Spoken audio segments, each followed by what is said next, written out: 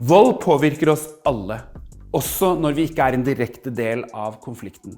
I dag på Stemmeskiftet skal jeg ha en prat med Islam, en ung mann som opplevde å være i krig da han var ung.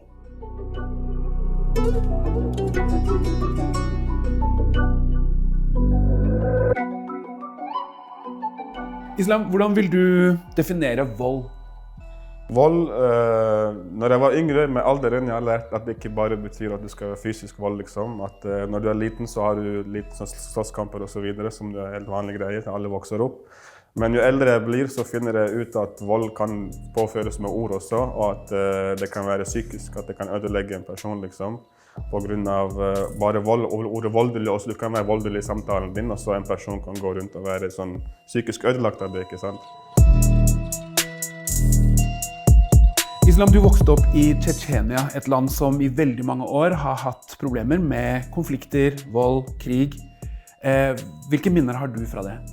Jeg har vokst opp med å gjemme meg i kjellerne på grunn av du hører flyr over deg.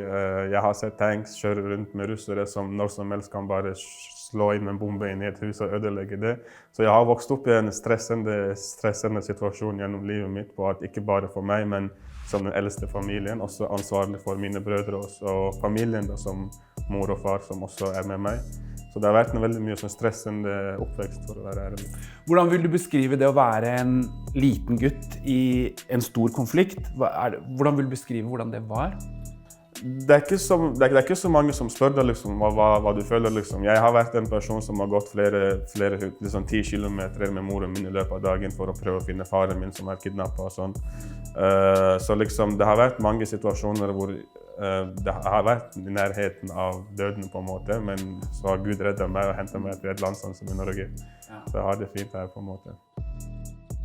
Vil du si at noe av det du opplevde som barn påvirket deg i livet i Norge? Altså som når du ble en eldre gutt og mann?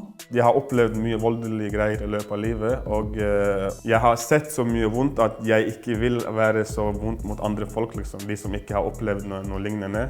Og jeg har drevet med mye kampsport og sånn, men jeg har aldri likt å slå til noen ute, liksom. Jeg har alltid lært meg å se selv defense, eller liksom, ta ansvar for meg selv og passe på og sånn. Men jeg har aldri likt å være ute i en voldelig, liksom, slå til noen og så videre, på grunn av jeg liker ikke å se at noen har det vondt på en måte, eller at noen har en sår. Hvis han kanskje blør eller noe, så det vondt å se det, ikke sant? Og det har jeg allerede opplevd når jeg var liten, og jeg skjønte at det ikke riktig, at det ikke burde være sånn, liksom. Så lever vi jo i en verden hvor det noen ganger forventes at som en skikkelig mann så skal du være aggressiv og slå tilbake og det ses som litt svakt og ikke være voldelig i noen situasjoner. Hvordan fant du motet til å velge å være en ikke-voldelig mann i situasjoner hvor det kanskje forventes at du mer aggressiv? For barndommen av så har jeg blitt opplært til at en mann skal ikke være en som går rundt og slåss hele tiden. For eksempel den løve går ikke rundt og jakter på alle sammen. Han stille, men så fortsatt andre dyr redd for han. Jeg prøver ikke å si at jeg skal gjøre folk redd for meg, men jo mer du ikke bruker vold, jo mer du rolig i samtalen din, jo mer du ikke stresser og sånn, jo mer påvirkning kan du gi til andre folk og sånn.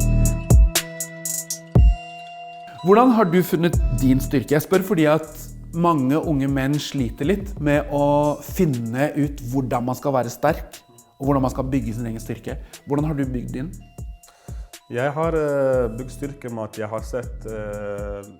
har sett mye vondt gjennom oppveksten, og når en person for eksempel har det vondt, og når du prøver å sette deg i samme situasjon, eller prøve deg, hvis du tenker en person forteller om at en familiemedlem borte for eksempel, og når du tenker, oi det hans mor som borte, det en ting, men når du begynner å fokusere på at tenk hvis det skjedde noe med min mor og så videre, og utifra det så begynner du å forstå en annen person litt bedre liksom. Så du har brukt mye tid på å finne styrken i deg, men jeg opplever deg som en person som også ønsker å være sterk for og med andre. Du har et stort engasjement at du ønsker å hjelpe.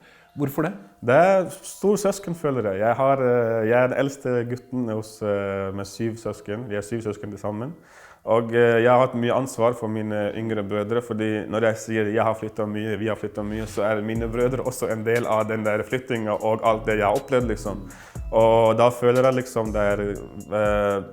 den følelsen jeg har for mine brødre og for familien, det har kanskje utvidet seg mot ikke bare brødre, men også nære venner, eller om det måtte være som barndomsvenner som du vokste opp med og sånn. Du prøver liksom å være mer hjelpsom og til hjelp for andre folk. Så hva tenker du, hvordan skal en bra mann være? En bra mann utifra, eller min mening, er ikke en som slåss, liksom. Er ikke en som prøver å skremme andre, og en som prøver å være bossen av bosser, liksom. Takk for praten, Islam. Det var hyggelig. Takk skal du også ha, Bonto. Takk for det. Så jeg liker jo veldig godt at Islam har så mange ord.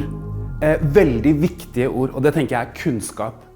Så vil jeg at vi skal ta med oss det som ble sagt om å huske sin egen smerte, for å ikke påføre den til andre. Og det tenker jeg er et veldig godt empatisk verktøy.